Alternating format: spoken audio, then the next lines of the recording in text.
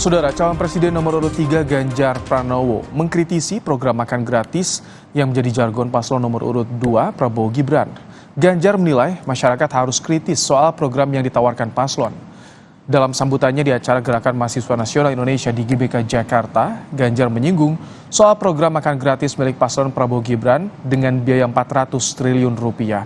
Di sisi lain, masih banyak wilayah yang minim fasilitas kesehatan. Ganjar menegaskan masyarakat harus kritis soal program yang ditawarkan paslon dan sesuai dengan kebutuhan rakyat.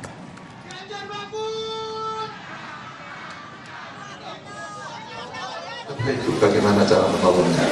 Mereka akan membawa ke rumah sakitnya jauh. Kemana mereka harus lewat? Bukan jalannya rusak atau jelek, tidak ada jalan. Dan kemudian kita berpesta pora ngomong tinggi-tinggi sekali. Dan kemudian 14 triliun mau digunakan untuk makan siang.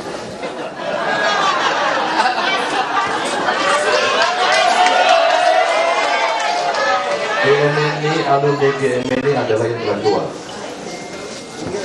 intelektual. Mari kita makin kritis pada soal jargon, pada soal program, pada soal gimmick.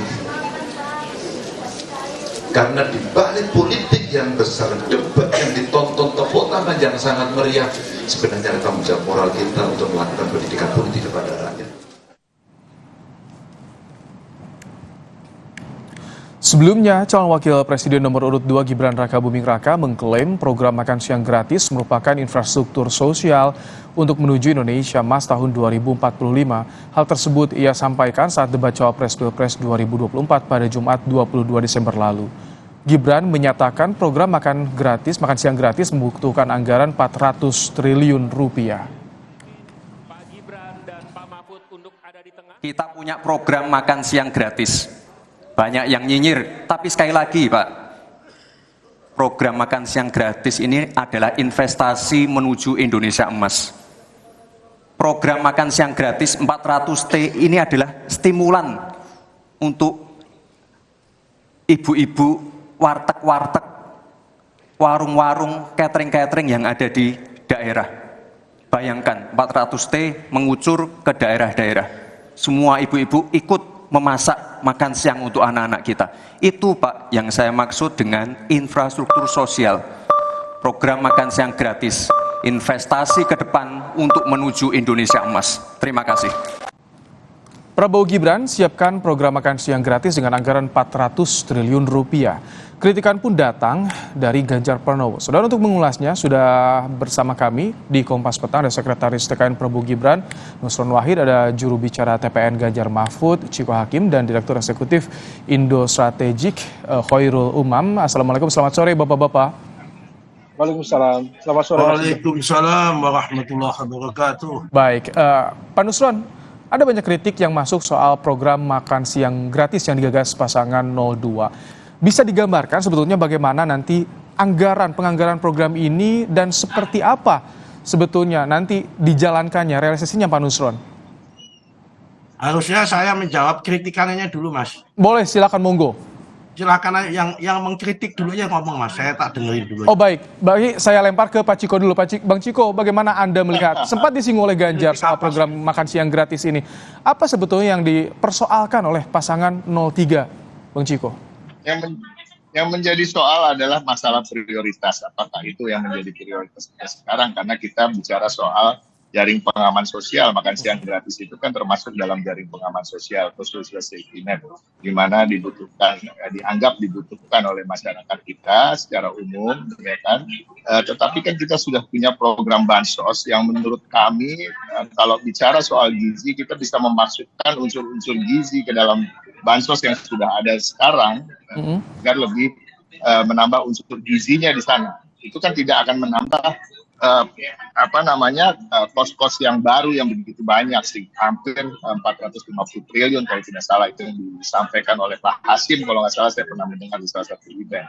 Nah itu kita melihat, dan permasalahan kita ini kan bukan permasalahan orang nggak bisa masak, ya kan? Kalau orang nggak bisa masak, nggak mungkin kita kirim sembako selama ini ke masyarakat, kita kirim beras, kita kirim minyak goreng dan lain-lain. Nah, selain itu juga ada sasaran. Sasarannya saya juga pernah baca nih ya, sekitar 70 sekian juta untuk anak SD, SMP dan SMA, anak-anak sekolah. Nah, apakah itu bisa tersaring benar-benar anak-anak semua yang tidak mampu? Apakah itu tidak akan menjadi mubazir ketika anak-anak yang mampu yang berada di sekolah-sekolah itu tidak berminat untuk memakan makanan siang gratis itu? Nah, ini juga jadi masalah tertentu. Nah, tentunya di luar itu memang ada untuk ibu hamil, dan saya baca juga untuk bayi. Ya. Tetapi apakah ukuran gizinya, apakah betul sudah diperhitungkan betul? Dan karena ini kan memerlukan kerja keras dan kerja besar. Tetapi Soal anggaran bagaimana, Bang Ciko? soal anggarannya juga itu dipertanyakan ya. Kita bicara soal 450 triliun, tapi tentu kan itu akan dijawab dengan nanti ada penghematan, ya kan, pemberantasan korupsi dan lain-lain. Ya, semua bisa diakal-akali lah dalam jawaban-jawaban. Tetapi kami bicara soal prioritas di mana. Buat kami itu tidak menjadi prioritas karena banyak hal yang menjadi prioritas. Ada puskesmas yang kami ingin membangun puskesmas kelas C di sekitar hampir 50.000 desa di seluruh Indonesia, dan anggarannya juga tidak akan sebesar itu. Kami juga ingin memberikan insentif bagi guru-guru ngaji di seluruh Indonesia dan guru-guru keagamaan lain, dan ini juga terkait dengan peningkatan kesejahteraan mereka yang artinya juga berimbas langsung pada peningkatan gizi anak-anak mereka. Kita langsung minta tanggapan Pak Nusron ya, Bang Ciko. Pak Nusron, ada tadi yang dipertanyakan prioritas, sasaran, dan juga anggaran. Bagaimana jawaban Anda soal ini, Pak Nusron? Ya, pertama-tama terima kasih atas kritikannya dari Mas Ganjar, dari Pak Mahfud. Orang boleh mengkritik, bahkan nyinyir tentang program ini dengan berbagai alasan dan pertimbangan. Ada yang mengatakan alasannya tidak prioritas. Terserah, orang mengatakan apa itu haknya yang bersangkutan. Tetapi yang namanya program makan siang dan susu gratis ini, sekali lagi makan siang dan susu gratis, tidak hanya makan siang yang gratis, tapi ada susunya juga gratis. Ini bukan satu-satunya program prioritas. Ada 17 program prioritas yang sudah diumumkan oleh paslon Prabowo Gibran. Nah, kalau ada orang yang mengatakan tidak prioritas, itu hak mereka. Kami mengatakan itu adalah prioritas kami untuk memastikan pasokan gizi buat anak-anak Indonesia mendatang yang jumlahnya kita perkirakan totalnya mencapai 82,9 juta orang. Nah, soal anggarannya memang plus minus dihitung itu mencapai angka 400 triliun, tapi itu kan plus minus. Tinggal nanti dihitung dengan kalkulasi-kalkulasi yang pas ketika nanti penyusunan APBN mendatang. Tetapi kenapa kami menganggap ini prioritas?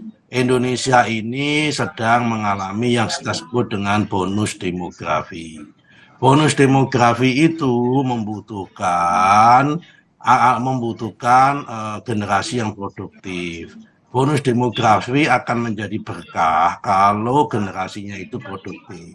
Tapi akan menjadi malapetaka kalau itu tidak menjadi generasi yang produktif. Nah, sumber produktivitas manusia yang paling banyak dibutuhkan adalah protein dan gizi. Dengan orang mempunyai protein yang cukup, pasokan gizi yang cukup, itu semua nanti akan menciptakan generasi yang unggul, generasi yang kompetitif, generasi yang mempunyai kompetensi tinggi, dan generasi yang mempunyai daya saing, serta bisa bersaing dalam percaturan global. Semua kita sadar hari ini tenaga kerja kita kalah produktif dibandingkan dengan Malaysia, Singapura, kemudian Thailand, Vietnam, bahkan kita harus mengupgrade generasi muda kita, generasi kita mendatang menjadi generasi yang unggul, yang kompetitif, dan itu harus dipastikan pasokan gizinya harus cukup dan memadai. Kalau ada orang mengkritik, alhamdulillah. alhamdulillah, terima kasih kritikannya, terima kasih masukannya. Kalau menganggap ini tidak prioritas, ya monggo, bagi kami ini prioritas. Baik. Rumah sakit dan puskesmas yang bagus, serta kesehatan gratis bagi kami prioritas. Baik. Kemudian apa, sekolah unggulan juga prioritas. Baik. Infrastruktur jalan prioritas. Nah, tapi ini juga bagian dari prioritas. Semuanya ini prioritas. Kalau kemudian dikatakan sumber anggarannya ada apa tidak? Insya Allah ada. Kenapa kita yakin ada? Karena salah satu programnya Pak Jokowi yang akan dilanjutkan oleh Pak Prabowo Gibran adalah hilirisasi multisektoral. Dengan satu hilirisasi saja kita akan peningkatan GDP kita. Baik. Pak Nusron, sebelum jauh soal anggarannya, Pak Nusron. Satu sektor. Itu Baik. akan nambah pendapatan negara, pasti akan meningkat. Sehingga tidak ada isu soal sumber dananya. Nanti kita akan bahas juga, Pak Nusron, soal bagaimana anggaran ngeposnya itu bagaimana. Karena kan ini lebih tinggi dari anggaran kesehatan di tahun 2024 nih, Pak Nusron. Tapi sebelumnya saya ingin ke Mas Umam. Mas Umam, bagaimana dengan soal program jargon gratis-gratis? Karena 02 pakai juga, 03 pakai juga. Ini soal gratis-gratis ini apakah memang lebih bisa menarik pemilih atau bagaimana, Mas Umam? Ya, dari sisi kampanye, memang sesuatu yang ditawarkan dengan brand gratis tentu akan memberikan sebuah tawaran yang jauh lebih menyentuh basis masyarakat dan juga basis pemilih masing-masing. Tetapi juga pada saat yang sama, tentu tadi aspek prioritas itu harus dihitung betul. Karena bagaimanapun juga ketika kemudian menawarkan ini, apalagi tadi disebutkan oleh Gus Nusron, aspek pembiayaan itu sifatnya masih dalam agenda rencana kalkulasi, terutama dengan mengoptimalkan hilirisasi. Nah, maka dalam konteks elektoral, memang tawaran-tawaran seperti ini akan memberikan insentif elektoral yang cukup memadai. Karena bagaimanapun juga, yang menjadi concern masyarakat kita memang adalah terkait dengan konteks mahalnya bahan pokok, kemudian susahnya lapangan kerja, sesuatu yang berkaitan langsung dengan ekonomi kerakyatan. Dan kalau misal kemudian bicara social safety net atau jaring pengaman sosial, itulah yang kemudian menyasar masyarakat kita. Problemnya adalah yang menjadi tantangan adalah tim dari Pak Prabowo termasuk Gus Nusron harus betul-betul menjelaskan secara clear filter sistemnya seperti apa. Karena memang betul kita memiliki struktur masyarakat sekitar 40% yang terkategori miskin atau hampir miskin dalam kategori World Bank. Tetapi kemudian kelompok itu harus dipetakan dengan betul mana yang mereka berhak untuk mendapatkan uluran tangan negara, mana yang tidak. Kalau misal dari 70 juta siswa, maka kemudian harus disaring lebih detail supaya kemudian betul-betul sesuai dengan tepat sasaran dan juga berkeadilan. Nah, kemudian di sisi yang lain, Mas, kalau misal kita merujuk pada apa yang terjadi di sejumlah negara di Asia Timur, seperti di Jepang, Korea Selatan, termasuk Taiwan ya, yang dalam konteks status apakah bagian dari China atau tidak.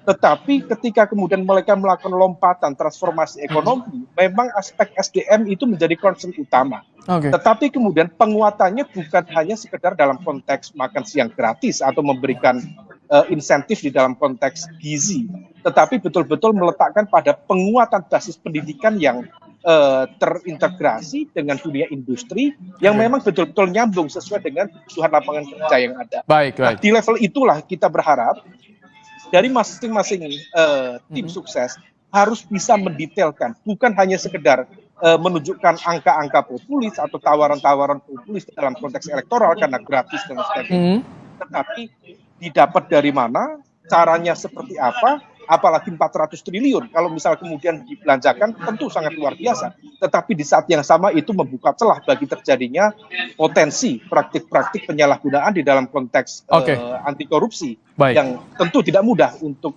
mengangkat aspek transparansi dan akuntabilitasnya dalam skala yang besar. Nanti kita bahas soal bagaimana sebetulnya penganggaran dari program makan siang gratis plus susu ini yang mencapai anggaran 400 triliun rupiah dan apakah betul berpengaruh pada insentif elektoral dari paslon yang didukungnya. Kita akan bahas usai jeda, tetap bersama kami di program Kompas.